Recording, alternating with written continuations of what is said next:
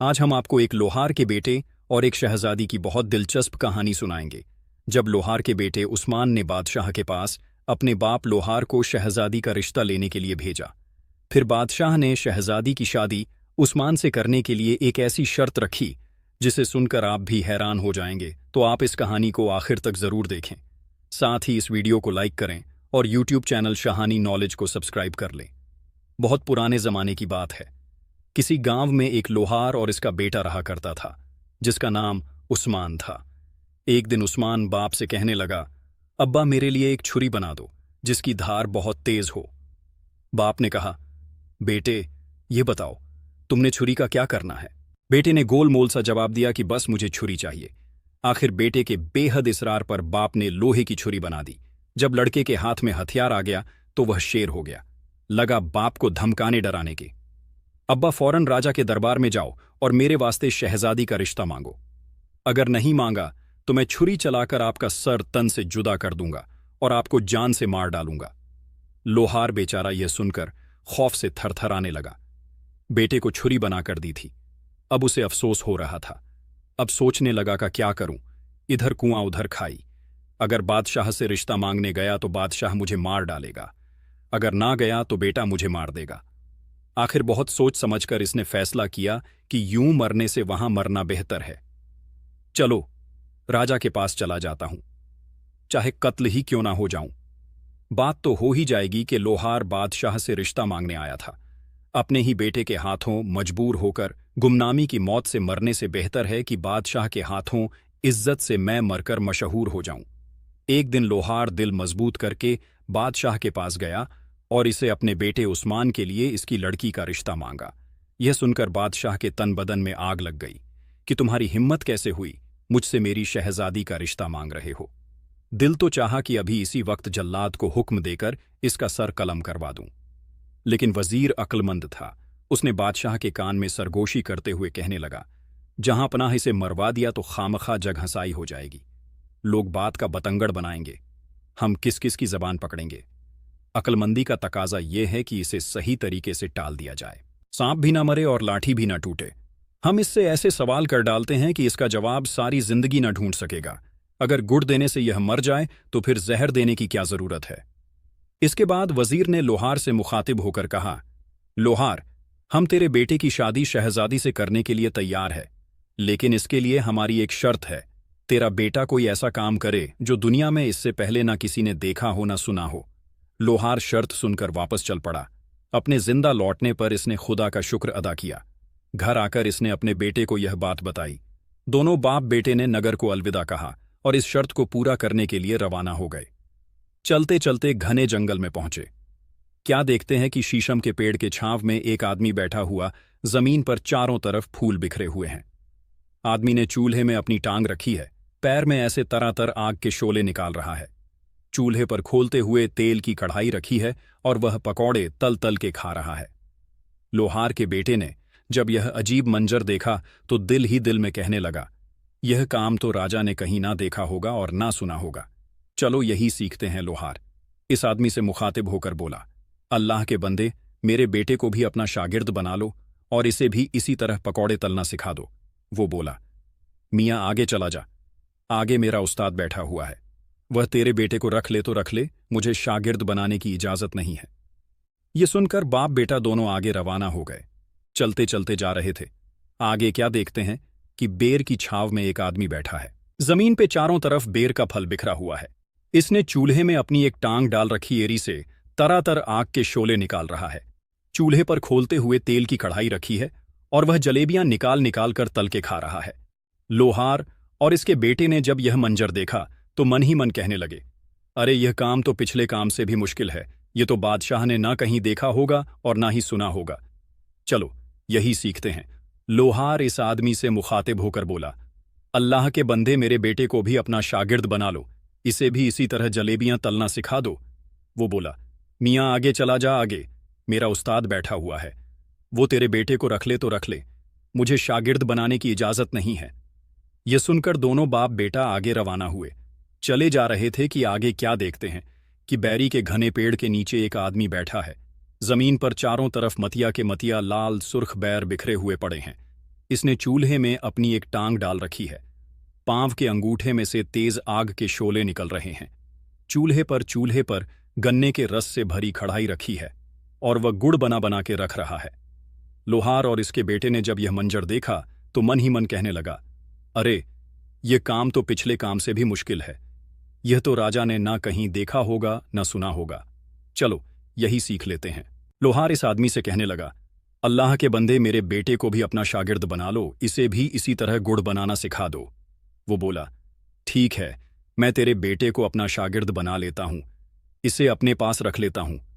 यह लो चाबियां, वो सामने कमरा है, इस कमरे के दरवाजे का ताला खोलो, अपने बेटे को अंदर बैठाकर बाहर से ताला लगा दो। लोहार ने इस आदमी की हिदायत पर अमल किया। जब बेटे को कमरे में बंद करके जाने लगा तो आदमी ने इसे चाबियां वापस ले ली और कहा, अब 1 साल के बाद वापस आना। लोहार अपने घर लौट गया। इधर लड़का कमरे में भूखा प्यासा बैठा था, इंतजार कर रहा था कि कोई आए और इसे बाहर निकाले। लेकिन पूरा दिन गुजर गया और कोई ना आया। अब जो लड़के ने जरा गौर से कमरे में चारों तरफ देखना शुरू किया तो इसके रोंगटे खड़े हो गए, खून खुश्क होने लगे। इसकी आंखों के सामने एक खौफनाक नजारा था। कमरे के फर्श पर हर तरफ इंसानी हड्डियां बिखरी पड़ी थीं। लड़के ने सोचा, जाने मुझसे पहले कितने लोग इस मौत के कमरे में जान से हाथ धो चुके हैं, मेरा अंजाम भी इनसे कुछ मुख्तलिफ ना होगा। मैं और मेरा बाप बाहर बैठे इस आदमी के धोखे में आ गए, अब मुझे भी यहां भूखे प्यासे एड़ियां रगड़ रगड़ कर मरना पड़ेगा। एक रोज मेरी हड्डियां भी यहीं फर्श पर बिखरी हुई होंगी। ये सुनकर लोहार के लड़के उस्मान की आंखों में बेख्तियार आंसू आ गए और इसने फूट फूट कर रोना शुरू कर दिया। जब रोने से दिल का गुबार निकल गया तो एक कोने में जाकर जमीन पर बैठ गया। दिल ने कहा, जब तक सांसें हैं तब तक आस है। उस्मान ने जमीन पर से एक बड़ी सी हड्डी उठाई जिसका सिरा छुरी से ज्यादा तेज और तीखा था और दीवार खोदने शुरू कर दी। धीरे धीरे दीवार से मिट्टी गिरती रही। आखिरी रात दिन रात की लगातार मेहनत रंग लाई। दीवार में इतना बड़ा सुराख हो गया कि एक आदमी इससे गुजर सकता था। जब सुराख में से गुजरकर लड़का दूसरी तरफ गया तो देखता है कि एक और कमरा में वो मौजूद है। कमरा खूब सजा हुआ है, सब्ज रेशमी पर्दे लटक रहे हैं, कीमती सुर्ख कालीन बिछा हुआ है। कमरे में एक मुसहरी रखी है। जाली के पर्दे के पीछे सांस लेते हुए किसी बहुत हसीन जिस्म का एहसास होता था। ज्यों ही लोहार के लड़के ने पर्दा सरकाया, इसकी आंखें खुली की खुली रह गईं। क्या देखता है? खूबसूरत लड़की बिस्तर पर लेटी सो रही है और इसके लंबे लंबे बाल खुले हुए लड़का कुछ देर आंखें फाड़कर इसे देखता रहा। इस दौरान में लड़की की आंख खुल गई। अपने कमरे में एक अजनबी नौजवान को देखकर पहले तो वह घबराई, उधर लड़का भी डर गया। खुदा खैर करे, जाने क्या माजरा है। थोड़ी देर बाद दोनों कुछ मुतमिन हुए तो लड़की ने कहा, डरने की कोई बात नहीं है, आ जाओ मेरे पास, इस पर बैठ जाओ और बता कि तू कौन है और यहां कैसे पहुंचा। यह सुनकर उस्मान की हिम्मत बढ़ी और इसने अपना सारा किस्सा कह सुनाया। पहले तो लड़की ने इसे खाने पीने को कुछ दिया। जो शख्स बाहर बैठा गुड़ निकाल कर खा रहा है और जिसने तुझे कमरे में कैद किया वो मेरा बाप है। मैं भी जादूगरनी हूं, गम ना कर, मैं तुझे जादू सिखाऊंगी। जादू में मैं अपने बाप से भी 2 दर्जे आगे थी। अगर बाप 14 दर्जे पर था तो बेटी 16 दर्जे पे थी। लड़की ने लोहार के लड़के उस्मान को इल्म सिखाना शुरू कर दिया। इसके अलावा इसे किस्म किस्म के लजीज फल दिए। इसी तरह 1 बरस गुजर गया मगर लोहार बेटे का पता करने के लिए ना आया। इसने सोचा लड़का अच्छी तरह खूब सीख ले, कामिल जादूगर बन जाए तो ही इसे लेने के लिए जाऊंगा। इस दौरान में लड़का इस हसीन लड़की माहिरा से जादू सीखता रहा और फिर एक दिन अपने फन में माहिर हो गया। 2 बरस के बाद लोहार आया तो देखता है कि वह आदमी इसी तरह बैरी के घने पेड़ के नीचे बैठा है। जमीन पर चारों तरफ इसी तरह लाल सुर्ख बैर बिखरे पड़े हैं। इस शख्स ने पहले की मानिंद चूल्हे में अपनी एक टांग डाल रखी है। पांव के अंगूठे से आग निकल रही है। चूल्हे पर वहीं कढ़ाई रखी है और इसी तरह गुड़ बना बनाकर खा रहा है। लोहार ने इससे पूछा, अल्लाह के बंदे, मेरा बेटा कहाँ है? 2 साल पहले मैं इसे तेरी शागिर्द में तेरे पास छोड़ गया था। वो शख्स कहने लगा, मैं तो 2 साल से यहां ही बैठा हूं, गुड़ बना बनाकर खा रहा हूं। ना मुझे फुर्सत मिली ना मैंने जाकर देखा। तू अपने हाथ से अपने बेटे को सामने वाले कमरे में बंद करके बाहर से ताला लगा गया था। यह ले चाबियां और अपने हाथ से ताला खोल ले और अपने बेटे से मिल ले। बाप ने सुना तो चेहरे पर हवाइयां उड़ने लगीं। एक रंग आता एक रंग जाता, ये सोचकर 2 साल बाद अब तो बेटे की हड्डियां ही मिले तो मिले, जिंदा मिलना तो नामुमकिन है। गुड़ खाने वाले आदमी को गालियां देता हुआ लोहार भागता हुआ कमरे की तरफ गया। ताला में चाबी घुमा आई। अंदर बैठी लड़की के कान में जब ताला खुलने की आवाज पड़ी तो लड़के से कहने लगी, अगर मेरा बाप हुआ तो हम दोनों को मार डालेगा, अगर तेरा बाप हुआ तो हम बच जाएंगे। लोहार दरवाजा खोलकर अंदर आ गया। कमरा खाली था। दीवार के सुराख में से गुजरकर दूसरे कमरे में पहुंचा। क्या देखता कि सामने मुसहरी पर एक खूबसूरत लड़की इसका बेटा बैठे हुए हैं। मारने वाले से बचाने वाला बड़ा होता है। अपने बेटे को जिंदा सलामत देखकर बाप की जान में जान आ गई। दौड़कर बेइख्तियार बेटे को सीने से लगाया और खुदा का लाख लाख शुक्र अदा किया। इसके बाद बेटे ने बाप से लड़की का तारुफ कराया। जब असली सूरत हाल का लोहार को अंदाजा हुआ तो वह कांप के रह गया। इसने बेटे को बचाने पर माहिरा का शुक्रिया अदा किया।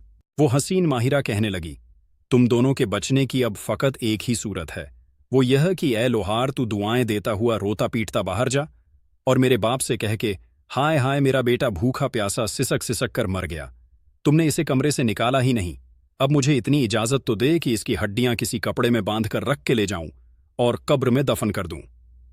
लोहार ने ऐसा ही किया। लोहार दुहाई देता हुआ हाय हाय करता कमरे से निकला। जिस तरह लड़की ने समझाया था इस तरह किया। जादूगर बोला, हां हां, हड्डियां लेकर जा, मैंने इनका क्या करना। बूढ़े साहिर ने हड्डियां ले जाने के लिए एक बड़ी सी सफेद चादर भी फराहम कर दी। दोबारा कमरे में आया। लड़की की बताई हुई तरकीब के मुताबिक बेटे को चादर में छुपा लिया। जब बेटे को चादर में लिपट हुए कांधे पर लटकाए कमरे से बाहर जाने लगा तो लड़की बोली, मेरी एक बात पल्ले से बांध लो, मैंने तेरे बेटे को जो जादू सिखाया है इसका इस्तेमाल रास्ते में ना करना। मैंने तेरे बेटे को जो जादू सिखाया है इसकी मदद से कहीं रास्ते ही में कमाई करना शुरू ना कर देना। घर पहुंचकर जो मर्जी हो करना। अगर तूने रास्ते ही में अमीर होना शुरू कर दिया तो मेरे बाप को पता चल जाएगा और फिर वह तुझे और तेरे बेटे को नहीं छोड़ेगा। खूबसूरत माहिरा अंदर कमरे में ही रही। लोहार ने इससे कहा, बेटी तू भी किसी तरह छुप छुपाकर हमारे साथ चलो, अपने संग दिल जालिम बाप की कैद से रिहाई हासिल करो। लेकिन वो लड़की ना मानी और बोली, इस तरह हम तीनों पकड़े जाएंगे, तुझे और तेरे बेटे को भी आज़ादी ना मिल सकेगी। यूं भी मेरा मरना जीना अब यही है, यहां से भागकर कहां जाऊंगी। लोहार बेटे को कपड़े में लपेट कांधे पर उठाए कमरे से निकला। इसने चाबियां का गुच्छा ही दूर से ही जादूगरनी की तरफ फेंका। जादूगर ने इसके जानिब कुछ ध्यान नहीं दिया। चाबियां उठाई और दोबारा अपने काम में मशरूफ हो गया। जब लोहार अपने बेटे को उठाए जंगल में काफी दूर निकल आया तो एक जगह इसने अपने बेटे को कांधे से नीचे उतारा, इसे चादर से बाहर निकाला। फिर दोनों ने अल्लाह का शुक्र अदा किया कि इनकी जान बच गई। अब बाप बेटे ने दोबारा सफर का आगाज किया। चले जा रहे थे, चले जा रहे थे, आखिरकार जंगल से बाहर निकल आए। अब इनके सामने हरे भरे खेत फैले हुए थे। एक जगह देखते हैं कि रास्ते में एक बैल घूम रहा था और कुएं से पानी निकल रहा था। पास ही एक जमींदार खड़ा है। लोहार का लड़का उस्मान बाप से कहने लगा, अब्बा मैं तुझे अपना जादू दिखाता हूं, लेकिन याद रखना मेरा रस्सा उतार लेना, वो ना बेचना। इतना कहकर लड़के ने कुछ पढ़ा और इसी वक्त बैल बन गया। दोनों चलते चलते जमींदार के पास पहुंचे। जमींदार ने जब इस कदर जवान और पला हुआ बैल देखा तो लोहार से कहने लगा, बाबा जी क्या आपने बैल बेचना है? लोहार बोला, हाँ। जमींदार ने पूछा, क्या लोगे? लोहार बोला, 1.25 रुपए। जमींदार को सोच में डूबे देखकर लोहार कहने लगा, मेरा बैल बहुत अच्छा, तू उसे अपने बैल के साथ जोड़कर देख ले, अगर दिल मुतमिन हो तो खरीद लेना। जमींदार ने बैल जोड़ा। बैल खूब पानी निकालने लगा। इसके पहले वाले बैल से भी ज्यादा जमींदार खुश होकर बैल खरीदने पर राजी हो गया। लोहार कहने लगा, लेकिन मैंने बैल के साथ रस्सा नहीं देना। जमींदार बोला, कोई बात नहीं, तुम अपना रस्सा उतार लो, मैं खुद ही नया रस्सा डालूंगा। जमींदार ने कीमत अदा कर दी और बैल खरीद लिया। जब लोहार काफी दूर चला गया तो बैल ने एकाएक रुख मोड़ा और भाग खड़ा हुआ और सीधा लोहार के पास पहुंचा और वहां जाकर फिर लड़का बन गया। जमींदार बेचारा डंडा पकड़े हांफता कांपता दौड़ा दौड़ा पीछे आया और लोहार से पूछने लगा, बाबा तुमने मेरा बैल तो नहीं देखा? लोहार बोला, बैल तो अभी अभी मैं तेरे हवाले करके आया हूं, अब वह किधर है मुझे क्या पता। बेचारे जमींदार के वहमो गुमान में भी नहीं आ सकता था कि लोहार के साथ जो लड़का जा रहा है वही असल में इसका भागता हुआ बैल है। जमींदार हैरान परेशान लौट गया। लोहार इसके बेटे ने जादूगर की बेटी की नसीहत पर अमल नहीं किया और रास्ते में ही जादू की मदद से कमाई करना शुरू कर दी। अब उन्हें उसका खामियाजा भुगतना पड़ा। बड़े जालिम जादूगर को पता चल गया कि लोहार का लड़का जिंदा सलामत है और मेरी कैद से फरार हो चुका है। मेरी अपनी बेटी ने इसे जादू का इल्म सिखा दिया है और एक मुकम्मल कामिल जादूगर बना दिया है। वाकई घर का भेदी लंका ढाए। जालिम जादूगर ने जादू के जोर से एक बड़े फकीर का रूप धरा और इससे पहले ही आगे रास्ते पर आकर बैठ गया। लोहार के लड़के उस्मान को चूंकि बड़ी कामयाबी मिली थी, इसलिए इसने फिर दोबारा पैसे कमाने के बारे में सोचा कि अब इसने ऊंट बनने का फैसला किया और अपने बाप से बोला, अब बाबा, इस दफा तुम मेरे पूरे 10 रुपए मांगना, 1 रुपया भी कम ना करना, लेकिन याद रहे मेरे साथ नकेल हरगिज ना देना।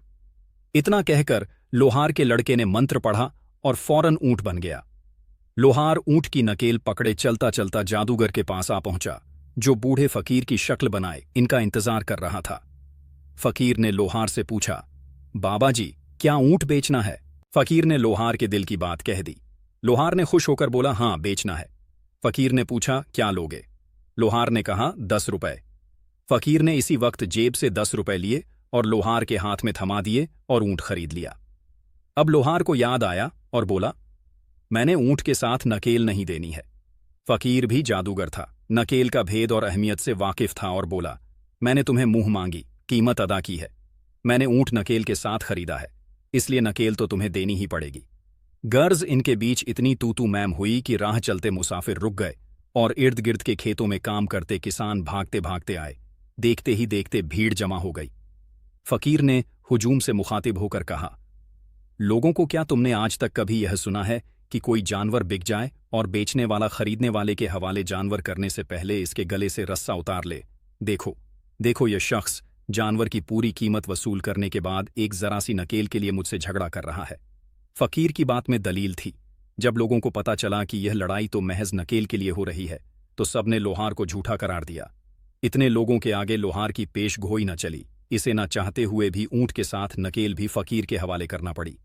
उस्मान, जो फील हकीकत अब जादूगर के कब्जे में था, चूंकि इसकी नकेल जादूगर के हाथ में थी, इसलिए अब यह मुमकिन नहीं हो रहा था कि वह पहले की तरह खरीदार के लाइल्मी में पीछे से भागे और वह दोबारा इंसान बन जाए। जादूगर की बेटी की शागिर्द में रहने के बाद वो कामिल जादूगर बन चुका था। इसने मंत्र पढ़ा और कबूतर बनकर उड़ गया। जादूगर के हाथ में पकड़ी नकेल का पिछला सिरा फट से नीचे गिरा। इसने मुड़कर देखा तो ऊंट का कहीं नामो निशान भी न था और नकेल जमीन पर सरक रही थी। जादूगर ने भी फौरन मंत्र पढ़ा और बाज बनकर कबूतर के ताकों में उड़ने लगा। लेकिन उस्मान भी इससे कुछ कम नहीं था। शेर पर सवा शेर कबूतर ने आसमान से जू नीचे की तरफ देखा तो गांव की औरतें मिट्टी खोद खोद के घरों में पोंछा लगाने के लिए निकाल रही थीं। चिकनी मिट्टी गांव की औरतें निकाल रही थीं ताकि अपने कच्चे घरों की दीवारों और फर्श पर पोंछा लगा सके। इससे पहले के बाज अपने पंजों से कबूतर को पकड़ता, उस्मान ने मंत्र पढ़कर फौरन रूप बदला और मेढक बनकर छप्पर में गिर गया। ये देखकर बूढ़ा जादूगर बगुला बन गया। उड़ता उड़ता छप्पर में उतरा और चोंचे मार मारकर पानी में इसे तलाश करने लगा। एक लड़की छप्पर में पोंछा लगाने के लिए मिट्टी को खोद खोद कर निकाल रही थी और वह हाथों की लंबी उंगलियों से मिट्टी निकाल रही थी। लड़के ने फिर फौरन मंत्र पढ़ा और मेढक से छल्ला बनकर मिट्टी के साथ ही लड़की की उंगली में चला गया। बगुला यानी जादूगर अब इसकी छोटी उंगली से तो छल्ला निकालने से रहा। थोड़ी देर बाद औरतें मिट्टी तशले में डालकर अपने सरों पर रखे घड़ों की ओर चल पड़ी। बगुला इनके साथ साथ इनके सरों पर दौड़ने लगा। जैसे ही वह लड़की अपने घर पहुंची, जादूगर बुगले से फकीर बन गया और इसकी चौखट पर सदा लगाने लगा। लड़की आटा छन्नी में डालकर दरवाजे पे आई तो वो फकीर बोला, बेटी, मैंने आटा नहीं लेना, मैंने तो वह छल्ला लेना है जो तेरे दाएं हाथ की छोटी उंगली में है। यह सुनकर लड़की को बहुत गुस्सा आया। वह फकीर को बुरा भला कहने लगी, तू कौन होता है मुझसे छल्ला मांगने वाला? जब लड़की की मां के कान में यह आवाज पड़ी तो वह भी दरवाजे पे आ गई। अब जो इसे असल बात का पता चला तो वह बेटी पर बहुत खफा हुई। मां शक्की मिजाज औरत थी। बेटी को खूब गालियां दी और कहने लगी, तू तो मिट्टी लाने के लिए गई थी, छोटी उंगली में भला छल्ला कहां से पहनकर चली आई? बता, किस दोस्त ने दिया है तुझे? इसे उतार और फौरन फेंक दे। आ लेने दे, तेरे बाप को करती हूं इससे बात। इससे पहले कि तू कोई चांद चढ़ाए, मैं तेरे हाथ पीले करूंगी। लड़की बेचारी अजीब मुसीबत में फंस गई। इसने घबराकर अपनी छोटी उंगली से छल्ला उतारकर फेंक दिया। फकीर इंतजार में आंख रखे हुए था। इसने छल्ला पकड़ने के लिए हाथ बढ़ाया। लड़का फौरन छल्ले से फिर कबूतर बन गया और उड़ गया। जादूगर फकीर से दोबारा बाज बनकर इसके पीछे उड़ने लगा। राजा एक जगह कुर्सी लगाए बैठा था। इससे पहले कि बाज पकड़ता, लड़का उड़ते उड़ते कबूतर से सोने का तार बन गया और राजा के ताज के अंदर गिर गया कि यहां से तो बाज मुझे नहीं निकाल सकेगा। जादूगर बाज से दोबारा फकीर बन गया। वो राजा के सामने आया और सदा बुलंद की राजा बोला, मांग क्या मांगता है? फकीर ने कहा, महाराज, तेरे ताज के अंदर जो सोने का तार है वह मुझे दे दे। यह सुनकर राजा को बहुत हैरत हुई। वह सोचने लगा कि मेरे ताज में सोने का तार कहां से आ गया। इसने एक हाथ ऊपर उठाया कि ताज में डालकर जरा देखे तो सही। लड़का सोने के तार से तस्बीह बनकर राजा के हाथ में आ गया। राजा ने ताज में जैसे ही तस्बीह निकाली, तस्बीह की सारे मोती टूटकर नीचे फर्श पर गिर गए और बिखर गए। फकीर फौरन मुर्ग बनकर उन्हें चुनने लगा। लड़के ने फौरन मंत्र पढ़ा और देखते ही देखते बिल्ला बनकर मुर्गे को मार डाला। राजा हैरान परेशान यह सब कुछ देख रहा था। इसकी आंखें फटी की फटी रह गईं। ऐसा अचंभा इसने जिंदगी में पहले कभी नहीं देखा था। इधर लड़का जादूगर को मारने के बाद दोबारा अपने असली रूप में आ गया और आगे बढ़कर उस्मान का रूप लेकर राजा के रूबरू खड़ा हो गया। राजा अभी तक हैरत में डूबा हुआ था। बमुश्किल बोला, ये सब क्या माजरा है? इसकी आवाज कहीं बहुत दूर से आती हुई महसूस हो रही थी। लड़के ने कहा, महाराज बताइए, यह काम आपने आज तक कभी देखा या सुना है? राजा ने हैरत से मुंह में उंगलियां दबाए हुए बोला, नहीं, कभी नहीं। इस पर लड़के ने कहा, महाराज, अब अपना अहद पूरा कीजिए जो आपने मेरे बाप से किया था। मैं उसी लोहार का लड़का उस्मान हूं। मैंने भरी कचहरी में इतने लोगों के सामने आपकी शर्त पूरी कर दी है। अब आप अपना वादा पूरा कीजिए, मुझे शहजादी का रिश्ता दीजिए। बादशाह के लिए अब कोई रास्ता नहीं रहा था। इसे मजबूरी में हां करना पड़ी और बेटी का रिश्ता देना पड़ा। चंद दिन बाद लोहार अपने लड़के के सर पर सेहरा लगाए घोड़ी पर बैठा बारात के लिए बादशाह के महल में आ गया। धूमधाम से शादी हुई।